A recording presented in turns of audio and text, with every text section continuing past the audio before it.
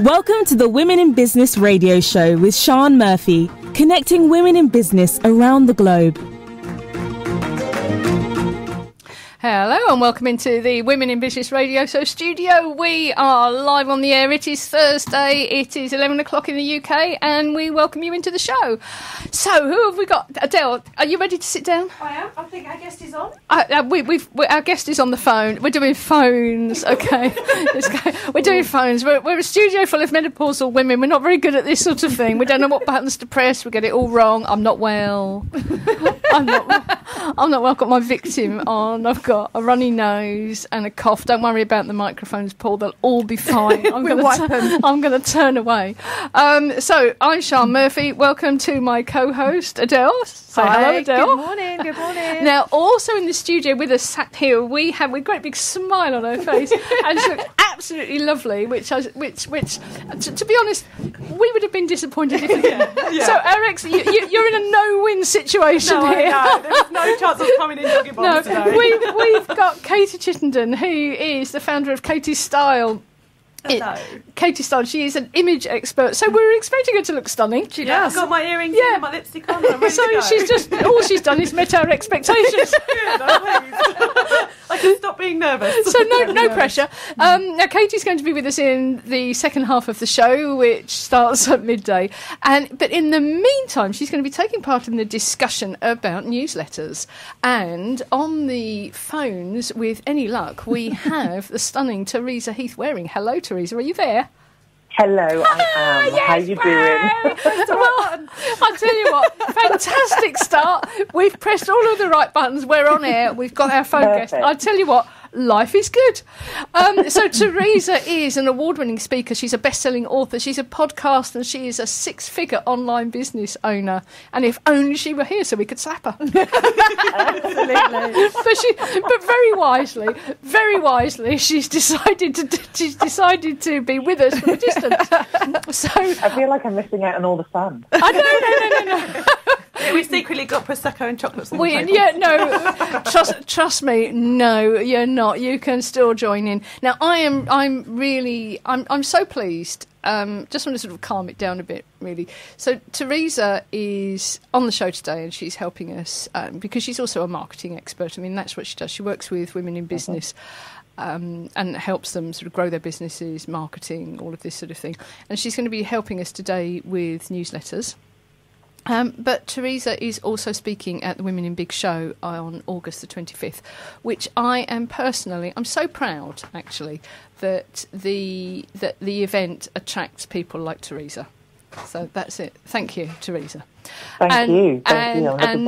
And she's here now to actually, you see, I have to get them on here because when they're speaking at the event, they're behind a door. I can't be everywhere. Whereas here, I can use and abuse and just basically suck every bit of information.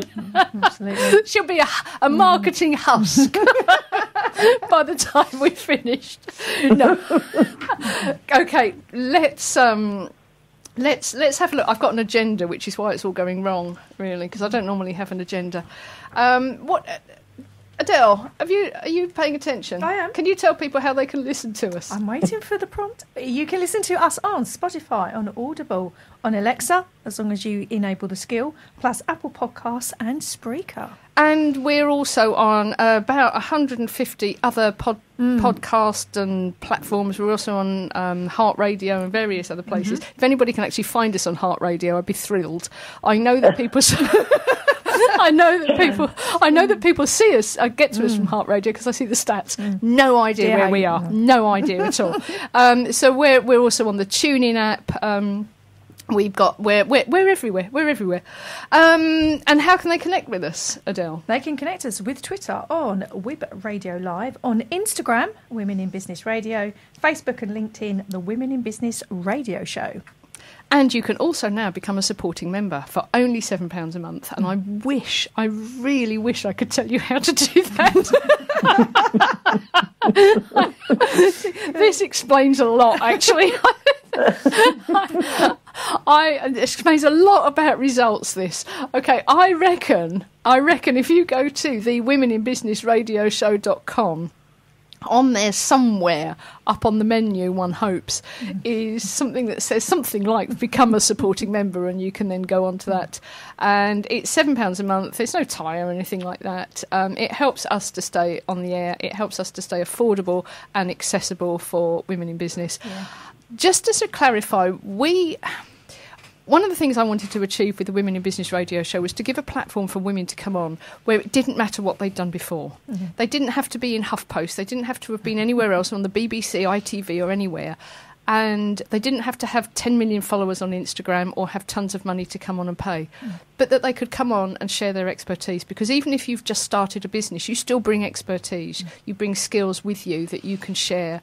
Your story is relevant. Your story helps other people. And that's what we wanted to achieve. But our pockets are not that deep. No.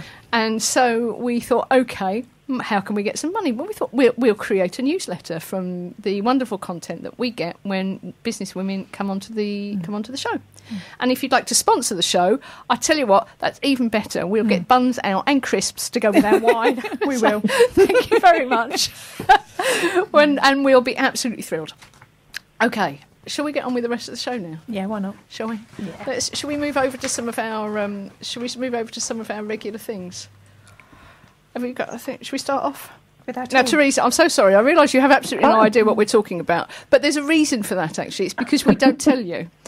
And the reason the reason we don't tell you is that we want it to be spontaneous, and we feel like we have to have some sort of advantage as well. So we sort of know, and that would work really, really well if I ever did any preparation and thought about any of this. But I don't. So I think that's often the best results when you do that, though. Do you not think? It is. And when I yes, absolutely. And what I found is that when I don't ever send questions to anybody. I don't work like that. It's not that sort of radio show. But when I have said, hey, come up with this, that and the other, because we have this as a little sort of round robin session, that people spend hours thinking about it, and then they overthink it. And really, it's just sort of sometimes what you need is a gut reaction. So totally. we have this little sort of round robin thing where we just sort of look at what's been going on and what we're using. So the first thing we have is Tool of the Week. So, I don't know why that makes me laugh. Hang on, control. Okay, so tool of the Week. I actually have one this week. Adele, have you got a Tool of the Week? Yeah, I have, and it's not IT based this week. I think the biggest tool I've had to use this week is a sort of, we've used it before, and that is stepping back and going to a different location with a pen and a piece of paper. Ooh. Because I don't know where people are in the country, but it's been pretty hot down here, and I have really struggled in my environment just to process information, basically brain meltdown. So I literally gone back to basics this week. It has been a week of back to basics, which was a pen, a pad, and I went and sat in a hotel in the reception, nursing a cup of coffee, and you know what? Everything that was stressing me out just seemed to sort itself out. And that's what I did. No tech, no nothing. I switched the phone off, aeroplane mode. Literally, I was so hot and I had just about had enough. Do you know the lady who helps with some of the promotion and publicity around the show, and she sent me some questions, and one of them was, what was the first thing I did when we came out of lockdown? And that is actually what I did. The first thing I did was go to a cafe with my laptop and my journal and just sit. And just like sit without the cats, without the dog, without the husband, just sat and gathered my thoughts in a different space. I needed to do that today. This week I was just so hot. I do that a lot, actually. And to be honest, I now, after that, I'm going to make it a weekly thing at the moment, because I'm in transition during the summer, just some changes going on. So I'm not in my normal routine. So therefore, I've now made a commitment. I'll put some diary space to go and sit in this hotel and just have that space. Yeah. Will you do that on your own, or you can just taking a friend? No, on my own, because I spend all Doesn't of my work. time. It doesn't work Not with a trying to friend. introduce, get myself to come to your coffee break, but No, just thinking. it's so funny because I'm in a house full. There's a few of us in the house. I spend my time networking and coaching, and to me, it's just that time just for me to think, because you collect all information, you talk to a lot of people, and I wasn't allowing myself for that information to decompress and distill, and that's why I was getting a little bit agitated. I like it because I find I can be in a place where there are other people, but they don't know me. Yeah. They don't know me. They're not going to, unless I have to be a bit careful, because I don't know, I seem to bring out madness sometimes. they sort of come up and just like say stuff. Mark, my other half, calls it, I only asked where the garlic was, which was after an incident in Tesco's where I disappeared to go and get something, and I was gone for like hours, and he came to find me, and he went, "It's happened again, hasn't it?" And one of the workers there had started telling me about how he didn't like his job, and he was really, really miserable, and he was going to do this, that, and the other. And Mark said to me, "What? How do you do it?" And I said, "I only asked where the garlic was." You got the face. I have. I've got that face that says, "Please come and disturb me." Tell me all your stories. Something like that. You look like you've got a problem. Please tell me. But the thing is, I don't. And to be fair, and that's why when I am in a coffee shop or a hotel, I position myself so my back is to the main concourse, so nobody looks at me. Because I don't want a conversation. I will get in a booth. I won't get in a booth. Yeah. But I think it's the same reason that children quite like me. It's because I don't like children. My sister's like that. I don't like them. I don't want to talk to them. I don't want to hold them. I don't want to look at them. I wasn't that fond of my own. I certainly don't like other people's.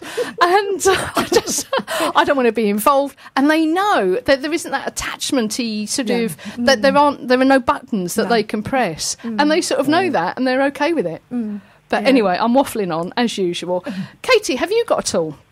Well, yeah, I guess so. Recently, I was at the Kent Wellness Festival, and I was trying to do, sum up payments and stuff. And it is literally an app called Yotta, Yotta, I think it's called. Oh, okay. And it generates a QR code, and as long as the other person has online banking, they scan the QR code and the payments happened without a sum-up machine. Oh, I like that. Oh, if I've got that wrong, that it's not Yotta, then I will let you know. We can find some. I like and it's free. I like that. Okay, it's one less thing to carry in your handbag. Your sum-up machine. I'm always losing. I've bought 2 sum-up machines because I keep losing them. Now I don't have to worry.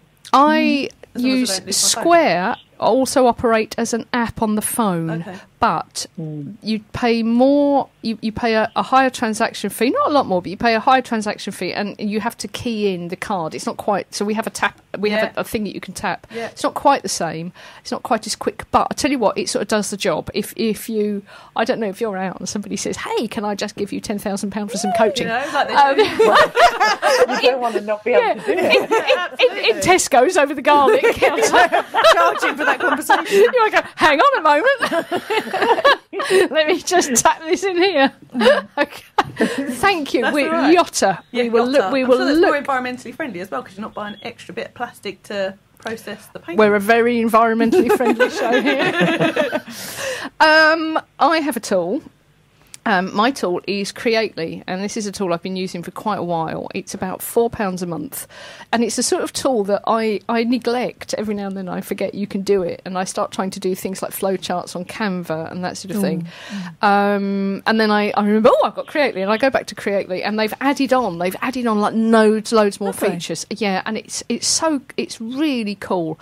And you can actually do a really, really big sort of chart, and it will compress it down into a piece of paper size thing. So you may not be able to read it, being practical. You may not be able to read it, but it's all there. But hang on, but you can have things printed out bigger, can't you? Yeah, you can. So I've done a flowchart for part of my business. I've printed it out and I've got it onto an A4 sheet of paper. You can just about see it. It's difficult to read, but you can then you can blow it up, and I can get it printed on as A3, A2, or even A1. Really, really cool tool. Really cheap. You can collaborate with teams. You can do Gantt charts. You can do. It's really, really good. Just go and have a look at it. Teresa, have you got a tool? So I was just sat here. I'm actually sat in front of my computer, and I'm looking at my computer thinking, what tool? I've got a million of them. But the one we use all the time, it's a little bit boring, but so helpful, is Trello. So I have a virtual team that work with me, and the podcast, as you know, having a show like this, the whole process that goes involved, and especially with guests and things, it's a huge process. So for me, Trello is just so great for staying organised, having the team do their own things. And I just love the fact of, like, especially on the podcast board, where we move someone from one stage. So I've just been doing it this morning. I've been recording some stuff and removing them from the being recorded section to the recorded. And then my editor goes in and moves them to the editing section and then moves to the create the assets section. I just love it. It's a really, really good tool. Okay, so the reason we're laughing, okay, is that we're here and we turn this show into a podcast, and you're saying things like, hey, so I move them from editing to process. we have the processing board. And I'm sitting here thinking, okay. Do you want a copy of my Trello board? No. In fact, if you ever send me a copy of your Trello podcasting process board, I'll have to kill you. I've got a bit of snotty tissue, and my chewing gum is actually on the side there, and that's sort of about it. Take chewing gum out. You download it, you wing it in the car on the way out. Yeah, that's it. Who have we got? What are we talking about? I don't know. Take me chewing gum out, put us on air. We're done. Off we go. It's brilliant. I think we've done all of that now, haven't we? We've done all of the tools, and Trello is a really, really cool tool, and it's especially good for collaborating, isn't it? And organising yourself. So thank you for sharing that one. No worries. So what do you reckon, Adele? Should we do the top tips for being in business, or shall we go into the discussion? You see, we'll forget that top tips, won't we? Yeah. Shall we do it now? Yeah, go on then. All right then. Have you got one? You see, this is the problem for Adele and I. We do this every week, so we're going to ignore it. No, I think it's my theme of the week, really. The back to basics, because you can so quickly get caught up in the latest something's going on. You could see, and a quick on Instagram or someone LinkedIn and telling you, oh, you should be doing this. And I think for me, my top tip for business is always go back to basics, go back to your team, go back what you're doing, because I call it social drift or media drift. I think you have to be careful. So this week I've been, okay, there's all these great other people doing all these great things, but actually what is the problem I'm trying to fix and how am I doing it? Stay in your lane. Because I think sometimes you can get caught up in the moment. So for me, this week has really been about back to basics and reset. And I've sat with my team and said, look, this is the problem we're trying to fix. Let's just focus on that and just switch everything else off. And I think that's been my top tip for this week. Katie, what's your top tip for being in business? Ask for help. Don't be afraid to ask for help. And when you ask for help, it doesn't mean you have to take every last bit of advice you're given. Ask help to lots, ask the same thing to lots of different people. It's not that you're ignoring Adele's advice over Sian's advice. You're trying to get different opinions. I think you should. Shh, don't tell her. But yeah, so I think ask for help. It's really simple. It's really easy, but often forgotten. I think we can get into our own heads, stuck in a scenario, and take a step back and go and ask for some help. I was going to ask Teresa hers next, but I'm going to follow on because mine is actually ask someone else what you do, because that's what I did this morning.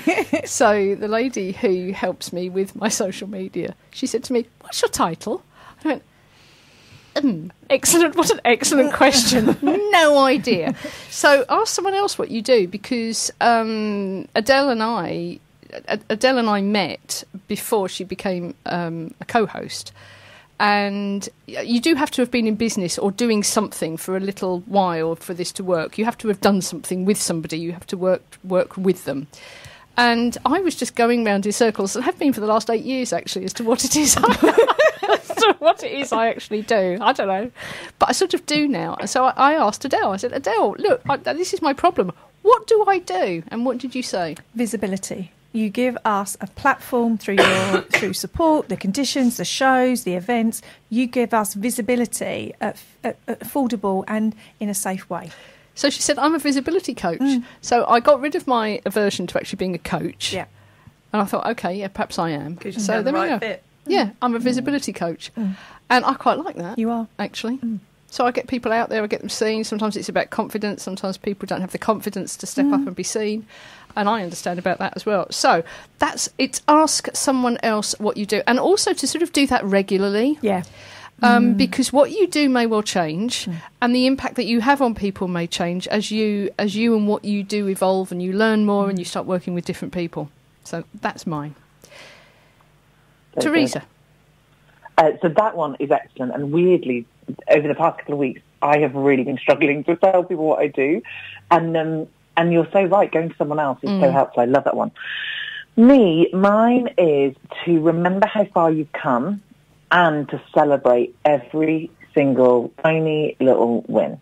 Like, pat yourself on the back, high-five yourself in the mirror, tell yourself that you are an absolute flipping rock star on a daily basis. Because I see this all the time in the women I coach. They beat themselves up about everything, about not being good enough, about not doing this, not doing that, not tweeting 5 times a day or posting on Instagram 6 times.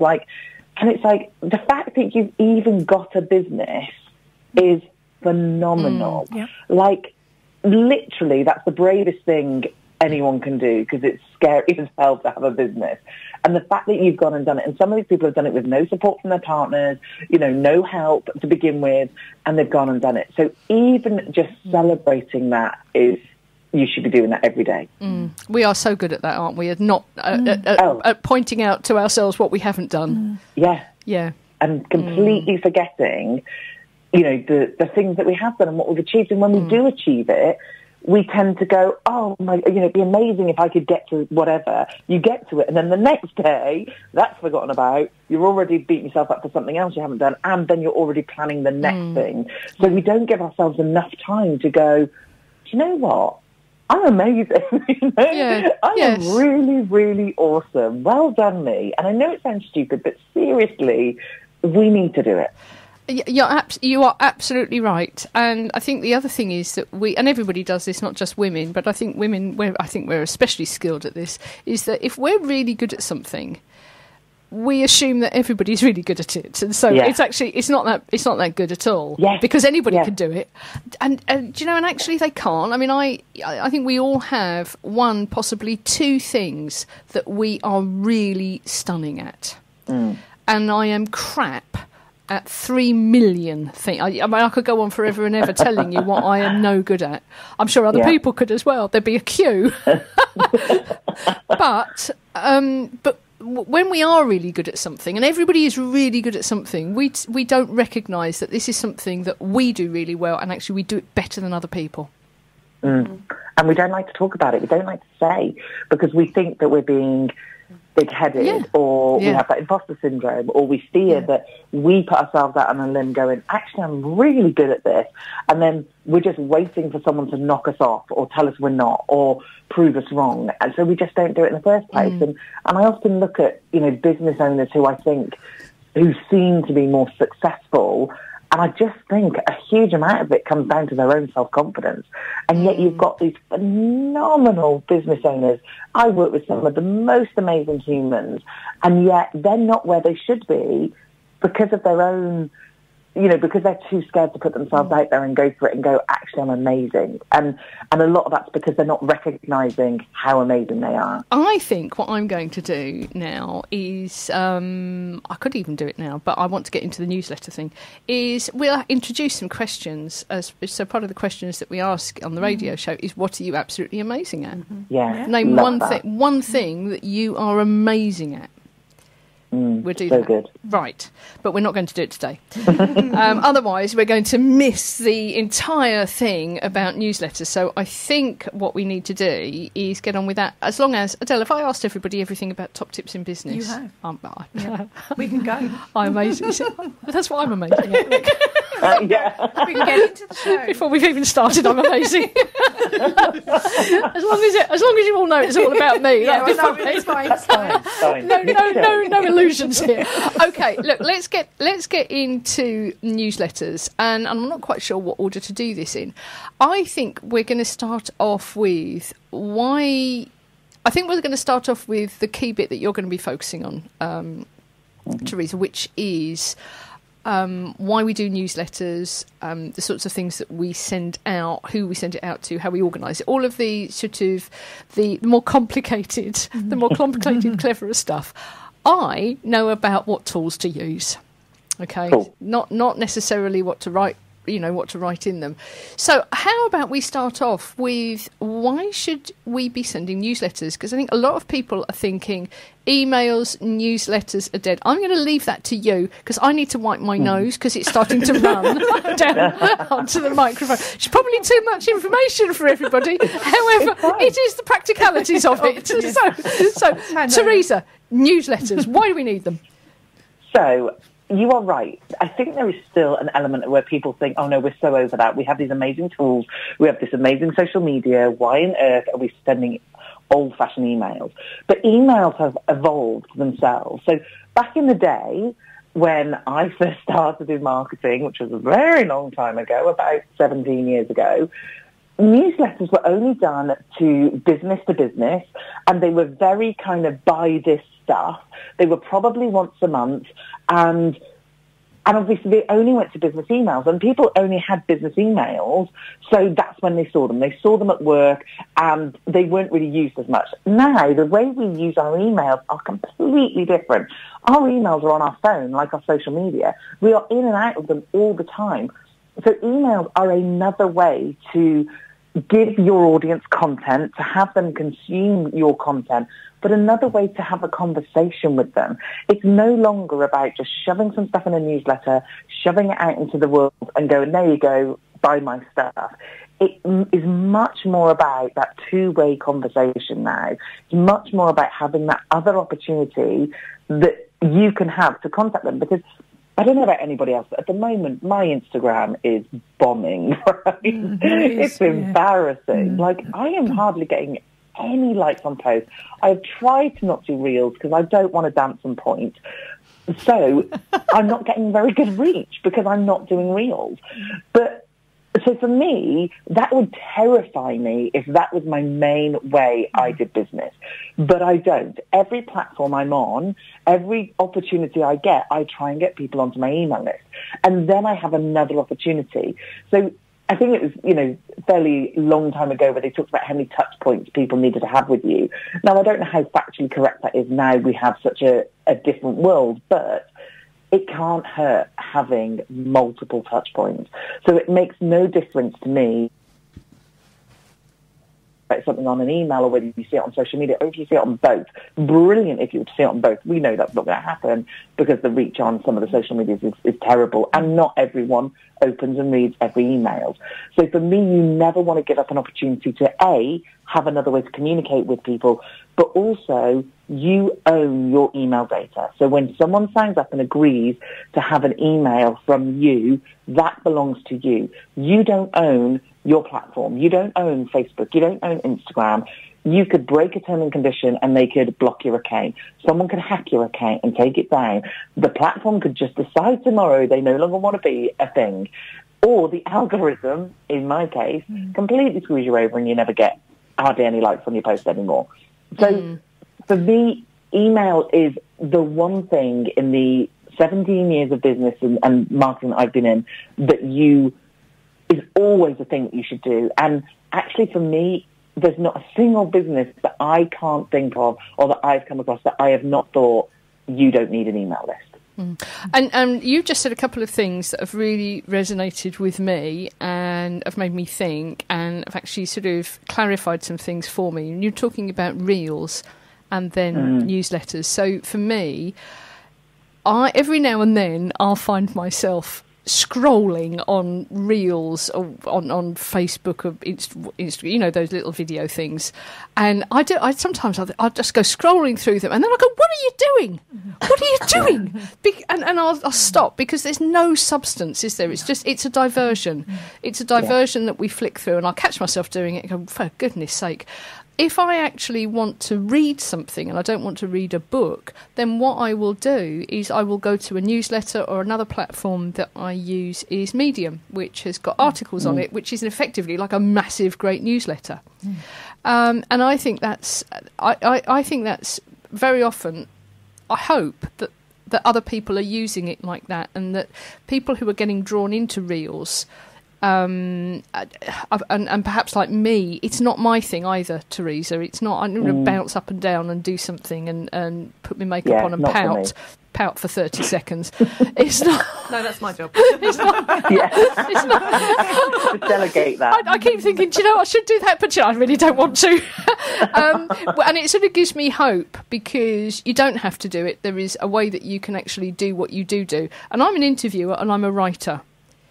And I don't want to interview somebody for 30 seconds only to get a soundbite. That might be quite interesting, but I'm not doing it for the sake of that. And so, yes, for me, newsletters sit where I sit, which is in sort of long-form content, more interesting stuff that you can actually go back and find.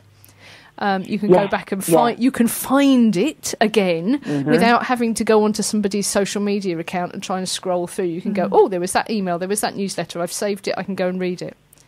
So, and you're not competing as much. You know, granted, people have lots of emails going into their inbox, but they choose, you know, whether they open it. They choose if they read it. They choose if they click on it. It's a much more slower process rather than, and great, you know, brilliant if you put a reel up and you get 6,000 views on your reel, but has that actually done anything? Then what? Yeah.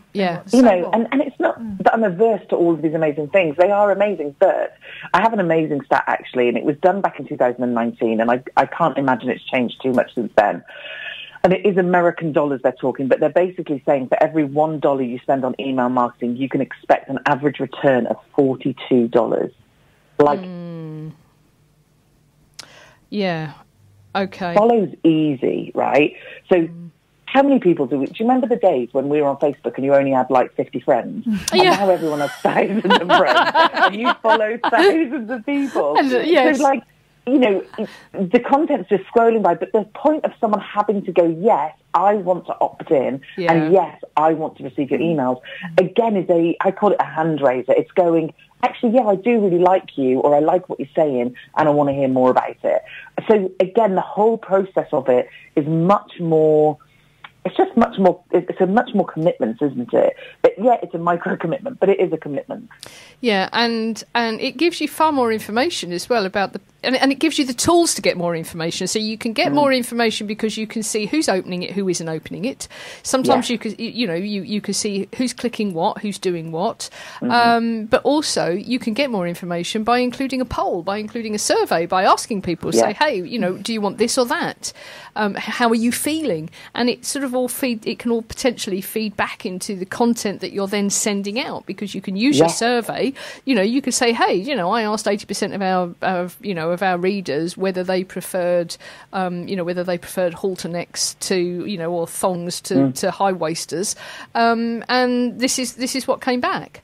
So, Teresa, let's just say here we are. We're sat here thinking, hey, I need a newsletter. This has got nothing to do with me. You're not going to be helping me in any way, shape, or form. I want it made clear, all right, that I don't get people onto the radio show simply so that I can pick their brains. Nothing like that. Okay, but let's just say somebody is sat there going, okay, well, it's all very well. Yeah, I've got a friend who needs to write a newsletter.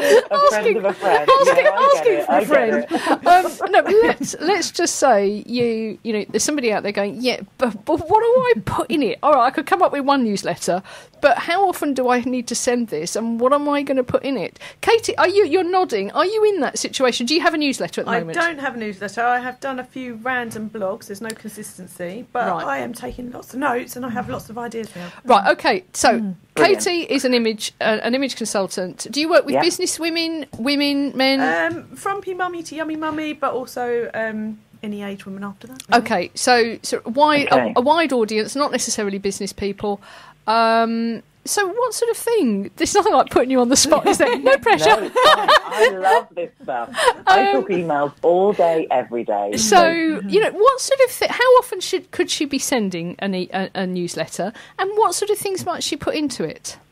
Perfect. So, in terms of how often, I want to get away from people monthly thing. For instance, if I said to you, do one post on Instagram a month, 12 in a year, do you think that'll get you any business? Or do you think that'll get you seen? Yeah, probably not, no. So we need to, again, but back in the day, it was a once-a-month thing. So in an ideal world, and if you're just getting started, let's be really realistic. You know, it takes time to do these things. Obviously, the more you do them, the quicker they get. So I would say in an ideal world, every other week would be great. You know, you're still only talking 24 emails in the year. The thing that people worry about is they're going to bother people. Now, just so you know, I send 3 emails a week, okay? Mm-hmm. And if they get bothered by 3 emails a week, they unsubscribe, and that's fine. I have no problem with them unsubscribe because they don't want to hear my stuff, and that's fine. Yeah. I think the key thing is here, 2 things. First one, tell them, okay? People are much happier dealing with things if they know it's coming. So, and what often happens when people do emails, they don't email you for ages, they're not sending stuff regularly, they'll do a random email and suddenly they've got something to sell and they send you 10. And it's like, yeah, no, I don't want that, thanks. You know, you only want me when you want to sell me something. So tell them what they can expect. So my audience knows you get 3 emails a week. If that's too much, that's fine, you can unsubscribe, but that's how you get it. So telling them to what to expect is the first thing. The second thing is think about what you're putting in it. Okay, so if I was sending 3 emails a week and every email I send was like, do you want to buy this thing? Do you want to buy this thing? Do you want to buy this thing? They would literally tell me to do one. Like, I'd have them all unsubscribed within a few weeks. So it's about adding value, and think about it similarly to the way you would think about your social media content. You hopefully wouldn't put social media content out every day about buy my thing.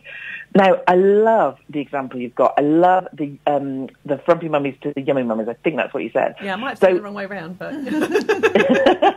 Yes, you did. I keep doing that. All those yummy mummies who would be frumpy. Excellent stylist. She'll take you from yummy to frumpy. Were you bothered by selling myself well here? People forever telling you how lovely you look. Come to me. You are sick of it. You want to look frumpy. We could get you the Woolworths look. This is brilliant. So good. So you, obviously the business you do, you are an expert in that business. You know lots and lots of things about, and I'm sure the job you do, you must look at people and think, oh God, if only you'd like put a belt on with that dress, you'd look 10 times better. People say it all the time, yeah. Yeah, so for me, what you would be sending on your emails is advice and support and value. You've got to think to yourself, everybody who's sending an email has got to think, why would they care? Why do they want to open my email?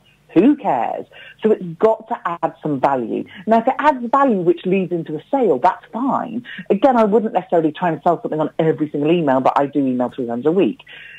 So, for instance, you could do a roundup of what's in fashion. You could do a roundup of the summer colours coming through. You could just imagine what you do with your customers, take one tiny element of that and talk about, I was working with this lady, she was a plus-size person, and I found this amazing shop that deals with plus-size people for if you're into this style. That would be great value. So it's about thinking, so I think marrying up the how many with what you're sending has a lot to do with what you're sending. Because if you're adding value to me, if every week in my inbox you're emailing me and you're giving me some style advice, or you're telling me about, okay, this has been, on, not that I don't watch Love Island, but, they're wearing this on Love Island, and therefore, if you're this type of shape, wear it like this. If you're this type of shape, wear it like this.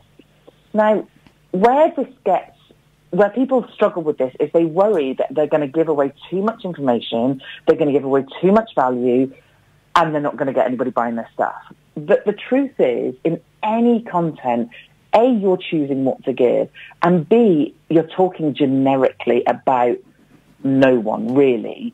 So if I wanted style advice, yeah, I might come to your social media and I might get your emails and go, this woman knows what she's talking about. Look at all these cool things she's telling me. And then I'm still going to need your help. I'm still going to, eventually, if I want to pay someone, I'm then going to look more favourably on you because, oh, actually, that woman gave me some great advice on such and such and such. Or she sent an email out and told me about a sale on at so-and-so. So, again, things like that. So you've just got to think, how can I add value? So I talk about, when I teach on how to create email lists and emails and all this on my course, one of the things I would talk about is I talk about either love letters or newsletters.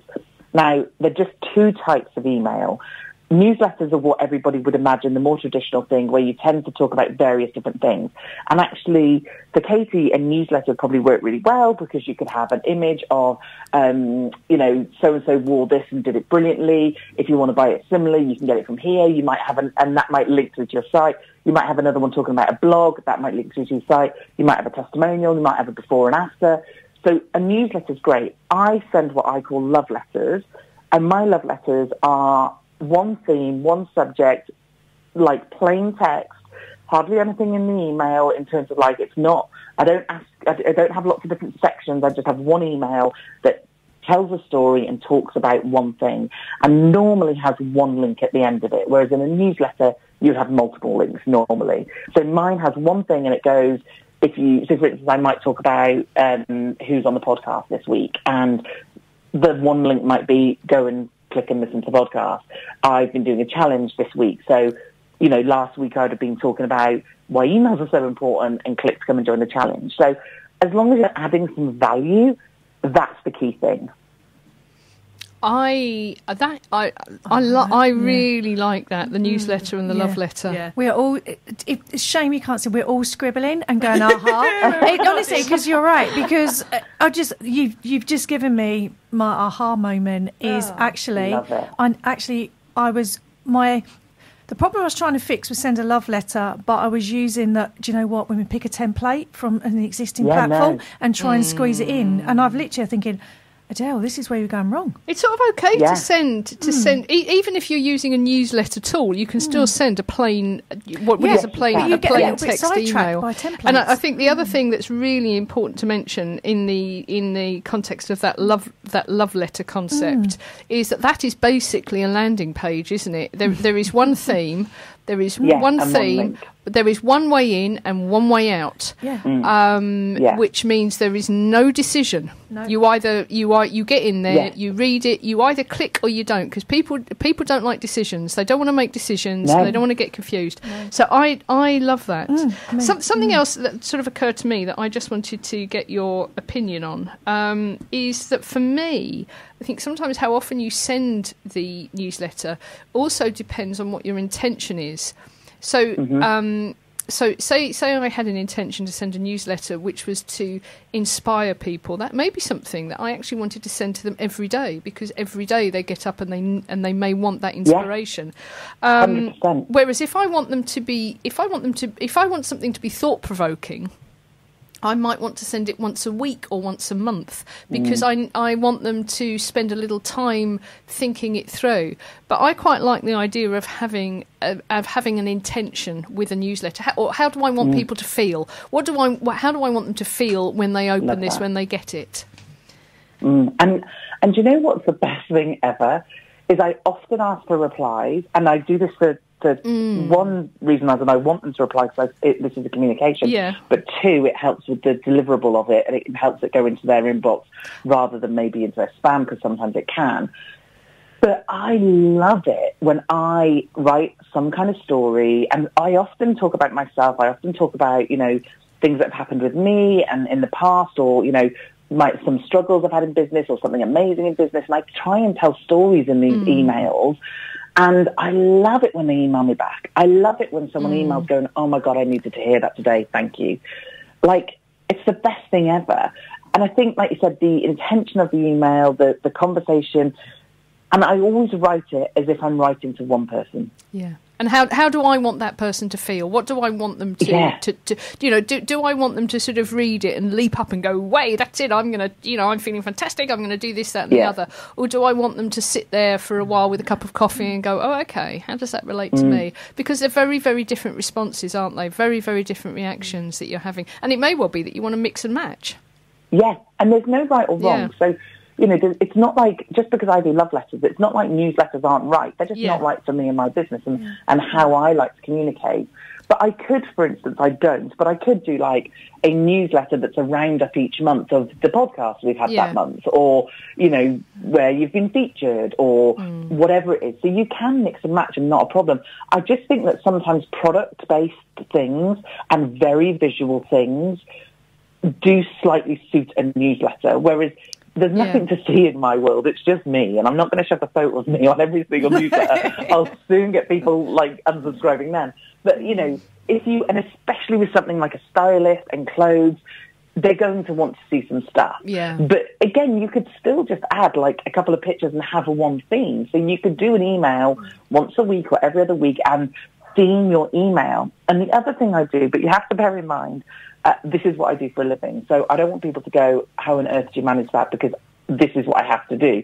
So I often have a theme of the week, and that theme then gets translated into, sometimes it's aligned with the podcast, sometimes it's not, and it gets translated into my social media. So whatever I'm talking about in my emails, it links in my social. And hopefully that always then links up the chain to either something that they can opt in to get on my email list if they're not already, and potentially something they can buy. So I try and have a theme around it. But what I'd recommend, if you're struggling for content, because people do, think about what you get paid to do. So Katie, think about when you work with someone, what are the millions of things you do with them? And if it's like, okay, I will have a conversation about what style suits them or what colours they should wear, so then do an email on who suits red. Do an email on colours to wear if you want to stand out. Like, really go in on that detail and just do one email around that. Yeah, really interesting that is. And also, I think for me, the idea of building my newsletters at the beginning of the month helps me then plan my content, which I think you're kind of saying there anyway. But for me, that definitely works. And maybe even doing a newsletter one week and then a love letter on one thing, like Kate Middleton wore a blue polka dot dress last week. Where can you buy blue polka dot dresses? Yeah. And that could be my love letter. Yeah, a conversation. And like I said, with the love letters, I think it feels more personal. Now, they know it's not everyone knows it's an automated email. Not everyone knows you're going into a system and typing it in and sending it to your list. But it certainly doesn't feel like that from the receiving end. It feels a lot more personal because it doesn't look as newslettery. So having those kind of, conversation pieces about, like you said, something like Kate Middleton wearing a particular style dress and, why it looks so great on her and your kind of almost critique, but in a nice way, I think could be a great love letter. I think that they're such super. I mean, they're just super ideas. There's something that you said, which I'd just like to sort of comment on a little bit further, because I think it's really important. You said, that you tell your story, and it's, whilst you didn't want to be always talking about yourself, I think it's something that as women we sort of struggle with. And I know that I've been having conversations like this with certain women that I'm connected with, where I'm going, yeah, well, it's all about the radio show. And what have you been saying? Actually, it's about you, and sort of accepting, and even now it seems quite funny. It seems a little bit ugly and uncomfortable to say, why would anybody want to know what I'm thinking or doing? But I want to know what other people are thinking or doing. So why? So it's exactly that. And people, we do want to understand what's going on in other people's brains sometimes, what is happening with other people. We want to hear their stories because they help us. They help us put our own stuff into context, and they give us ideas. And I think it's quite important that we get over that, and that we look at a way of actually telling our own stories and sharing our own experiences, because it is relevant, and accepting the fact that actually not everybody wants to hear them, but that's okay because they don't subscribe or they unsubscribe, and they're not your ideal clients, and they're not our ideal clients. They're not the people they're not our tribe. And that if you look at it in the great context of, actually how many people do I need to have on, sort of connected with me and receiving my newsletter. It's about quality, not quantity. Yes. How many people do I need? I mean, look at the size of the world. How many people? What percentage do I need? Actually, really, like nothing. It wouldn't even register. So be ready and get comfortable sharing your story. And the good and the bad. I think one thing I've learned, yes, absolutely. And we joke in my world, and my audience joke with me that I am the most authentic marketer you've ever met, because I'm not pretending to be anything that I'm not, and I am very honest, and I am, I will rock up a bit like you, and if I make a mistake, I make a mistake, and if I, blagging it, and I tell them, I'm really honest, and I think they need to hear it, because I know the people that I followed, like, you look at their world and think, oh my God, like, they're so perfect and they're doing it so well. And but they're not. What is wrong with me? And of course they're not. They're just not telling anybody. So being able to say, I've made a mistake, or I did this thing back in the day and it didn't work, or this is what happened to me when I tried to do this. Now, obviously balance it with like a positive ending. Don't be like, oh, that's why your life is awful. And then I collapsed and went to hospital. But I think it all comes to who do you want to be an icon that's just adored and nobody really knows? I think that sounds quite good, actually, doesn't it? I'll tell you what, I might go for that. Do you just want to be up there on a pedestal and people just look at you adoringly, or do you actually want to help people? Are you helping people make a similar journey? Teresa, what I want to do, because we've hardly got any time left, how do people contact you and how can they work with you? So you can just Google Teresa Heath-Wareing. The advantage of having an unusual name is that you can find me everywhere. I hang out most on Instagram, and if you go to teresaheathwareing.com, you can find all sorts there. I do have a list building course that takes you through every single step. So if that's what particularly you're interested in, then please do check that out. It's A, so you have an 80% completion rate on it, which is crazy good. Or I have a membership where you can come and hang out and do coaching calls with me and Q&As and mindset sessions and all that good stuff. So but just Google my name, you will find me. I'm going to say thank you, but I'm not going to end the show now because I'm going to spend the next couple of minutes, because I did say that I would do this at the start, just very, very quickly running through, and it's going to be really speedy, running through some of the tools and just the different things about them. So we have got, I'm going to start off with Constant Contact, which integrates with Eventbrite and WooCommerce. They have Drag and Drop Builder, and I realise that if you don't look at stuff, you won't know what this means. Let's just say it's potentially quite easy to build a newsletter. The key to this is, however, that they have telephone support. So you can call them and they will talk you through it, and they will also set up your brand as a template on a newsletter for you. Get Review is owned by Twitter. And it's a way of having, I'm going to talk very briefly about subscription newsletters. So basically people are paying you for your newsletter. Now, Get Review have two levels. They have free, and then you could set, they call it members, so you can have a membership subscription level.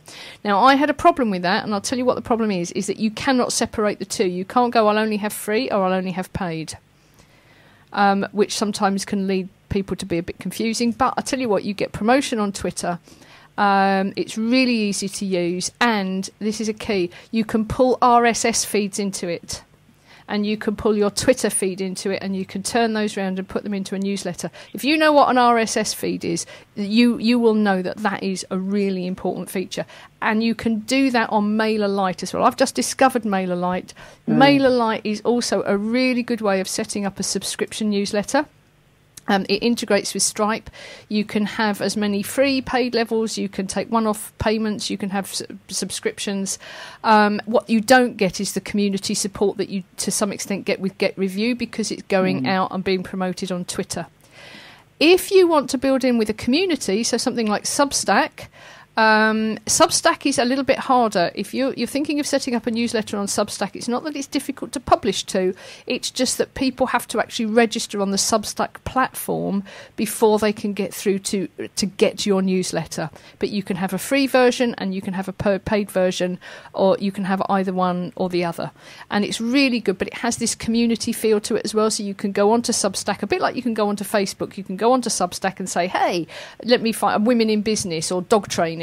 So you can actually go and search within the Substack platform, whereas with something like Constant Contact and MailerLite, your newsletter's going out. There isn't a community. Nobody can go on to anything and search for it. You have to actually sort of do everything yourself. And also, very quickly, to mention Ko-fi and Patreon. They aren't strictly newsletter platforms, but they are ways of publishing content. They're ways of publishing content. Once again, they have searchable platforms, and you can take donation or you can take payments for them. Ko-fi especially lets you lets you put up for commissions. You can publish products. You can put galleries up on it. It's a bit like Etsy, but they don't charge you. You can take payments. That is a really, really cool platform. But going back to what it was that Teresa was also saying is you don't own Substack or Ko-fi or Patreon. And so if they decide they're going to change the rules of what you can pitch for, what you can charge, what you can do, whatever, or how much commission they're going to take, you're sort of stuck with it. You're stuck with it, but all of them will allow you to download your list. So you can you can take the stuff off. You can do that regularly, and you need to make sure that you do that. Okay, that is a really, really quick overview of some of the newsletter tools that I use and that I would recommend. There are so many of them out there. There's also HubSpot. I also use EngageBay, which really is seriously not for the faint-hearted. But if you need to be able to micromanage your list, then EngageBay is superb, and it's an emailing tool combined with a newsletter tool. And you can go in and you can search down to the most ridiculous level on EngageBay. So it's very clever, very much like HubSpot, but it costs about, I don't know, a tenth of the price. Really clever tool. Right. Anyway, hopefully that is a really, really quick run through. I don't know if that was any use at all, but that's what we said we do, so that's what I've done. Okay, look, we better go. I'm going to say goodbye. Adele, say goodbye. Goodbye. Katie Chittenden, say goodbye. Goodbye. Thank you very much for taking part in the conversation. You made it an me. awful lot easier to explain stuff. Teresa, we are going to see you on August the 25th at the Women in Business Big Show, where you are talking about newsletters. Yay! I'm excited. Can't wait. If anybody... people now know how to contact you. I know you operate worldwide as well as with sort of one-to-one with business women. I know that you do the whole thing. So it doesn't matter where you are in the world. 50% of our listeners are in the States. Please, Teresa is there. Come and find me. She works internationally. Go and find her. This is the Women in Business Radio Show. We are going to say goodbye. It's time for us to have a comfort break. I'm going to dash downstairs. I need a wee. I don't know about anybody else. We're done. I'll stay here. We will. We will see you next week. And Teresa, thank you so much for sharing everything. Thank you so much. We will see you soon. Bye. Tune in next week to the Women in Business Radio Show for more stories, ideas, and inspiration to help you grow your business.